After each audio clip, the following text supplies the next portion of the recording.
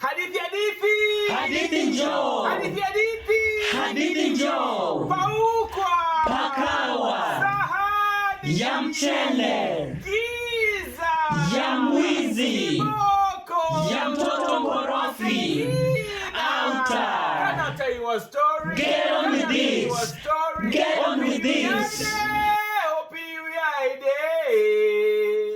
Opi uyaide. Lukama. Opi uyaide. Lukama.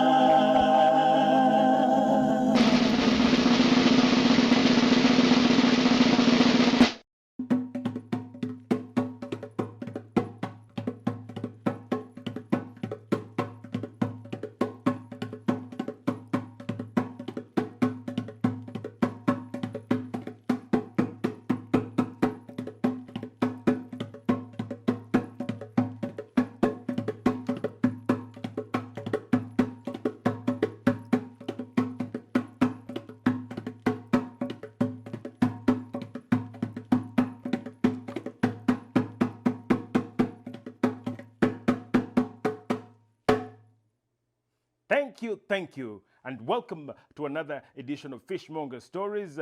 My name is George, but I go by the name Fishmonger Stories. Today, I have two itty-bitty African riddles to see if you are as smart as an African child, and then a story to get into. Are you ready for these riddles? Are you ready for this riddle number one? Riddle number one. I get smaller and smaller every time I take a bath. Who am I? I get smaller and smaller every time I take a bath. Who am I? I want you to think like an East African child. I want you to think like a South African child. I want you to think like a North American, a Central American child. I get smaller and smaller every time I take a bath. Who am I? The answer is the soap. Yes, the soap gets smaller and smaller every time the soap takes a bath. Riddle number two is this. I am not alive, but I can die. Who am I? I am not alive, but I can die. Who am I? I am not alive, but I can die. Who am I? Think like a Bantu child. Think like a River Lake Nylon. Think like a cushion. I am not alive, but I can die. Who am I? The answer is the battery. Yes, the battery is not alive, but the battery can die. Your cell phone battery, your car battery. The battery is not alive, but the battery can die. Are you ready for a story? Can I tell you a story? Don't forget to subscribe to this channel, leave a comment, and share these stories with anybody who could use a story that entertains, challenges, and transforms them. Once upon a time, ladies and gentlemen, boys and girls, Nyikwaramogi, hapo zamani za kale, Chon Gilala. Oh, there lived a beautiful,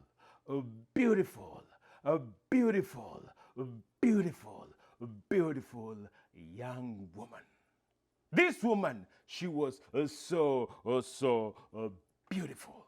This woman, she was so beautiful. This woman, young woman, her beauty was known far and wide. Her skin was as smooth as butter. Her long, luscious hair hung on her shoulders like sisal ropes. Her pearly white teeth were whiter than milk in the darkness. Her slender, long arms swung majestically at her side wherever her long legs took her. Despite all this beauty and accolades, this woman did not like herself. Her dislike of herself was just as infectious and suffocating. This woman did not like herself because she was blind. From the time she lost her eyesight, she began hating everything and hating everyone. In fact, her hatred of everything and everyone spread like the Hamilton winds. The only person she liked was her fiancé.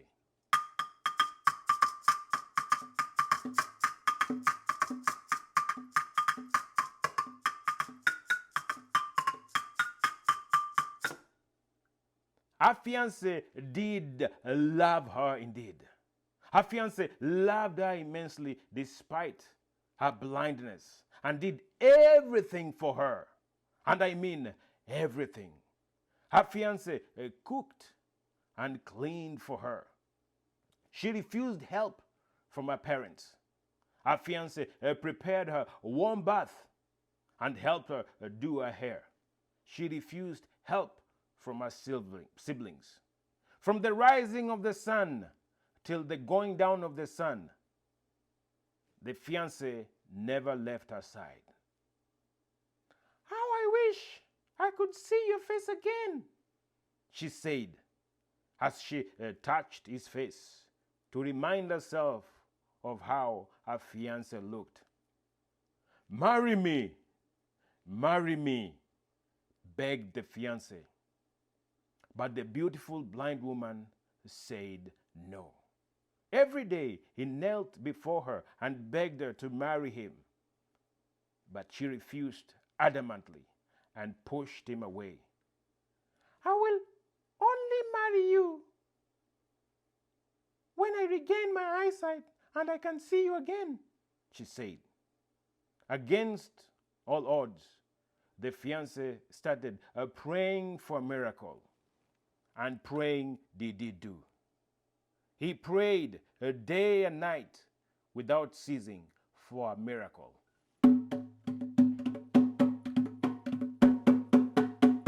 And just like that, a miracle did occur.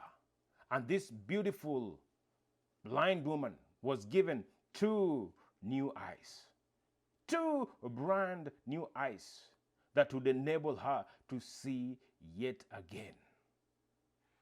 Upon her recovery, the fiancé knelt down in front of her and proposed to her again.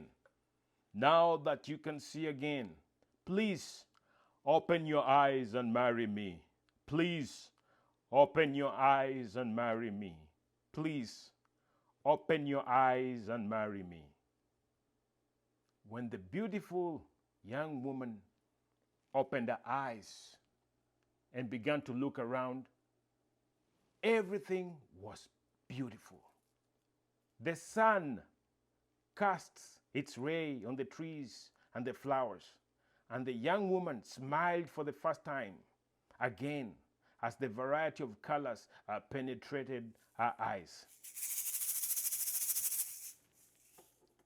Yes, yes, yes, I will marry you, she said. But her smile disappeared just as fast. And a yes, yes quickly became a no, no when she looked down at her fiancé and realized he was blind. No, I cannot marry you. You are blind, she told the fiancé. But you promised and gave me your word that you'd marry me as long as you regained your eyesight, begged the fiancé. I can't marry you. You're blind. I can't marry you. You're blind. I can't marry you. You're blind. I can't marry you. You're blind. The fiancé walked away dejected, with drooping shoulders and head hung low. He pulled himself up and gathered a few steps to walk away crying. He walked away, never, never to be seen again, forever and ever. The following morning, when the beautiful woman woke up, she was given a note that had been left behind by her fiancé. The note was written in blood.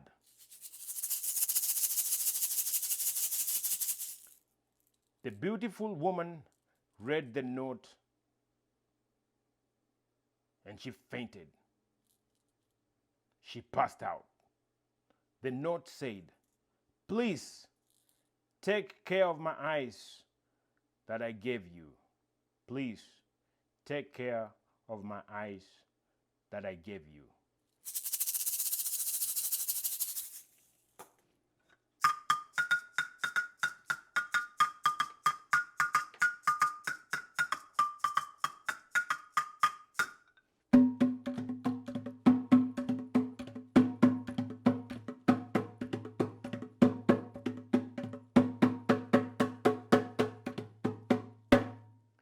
What happens when your circumstance changes, for better or for worse? What happens when good things happen to you? What happens when bad things happen to you? What happens when really bad things happen to you?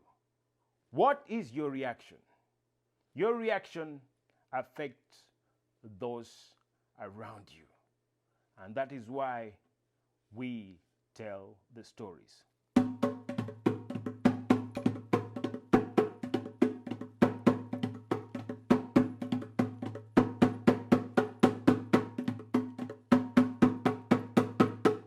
Thank you for watching. Thank you for subscribing. Thank you for sharing. Thank you for dropping comments. Until later, asante sana. Obrigado. Gracias. Shukriya. Arigato. Danke schön. Merci beaucoup. Katonda kusereke. Zaijien. Sheshe. Firmilenge. Tutinda adong arom gibao makanera. May I grow to be as tall as the tallest tree in my uncle's homestead.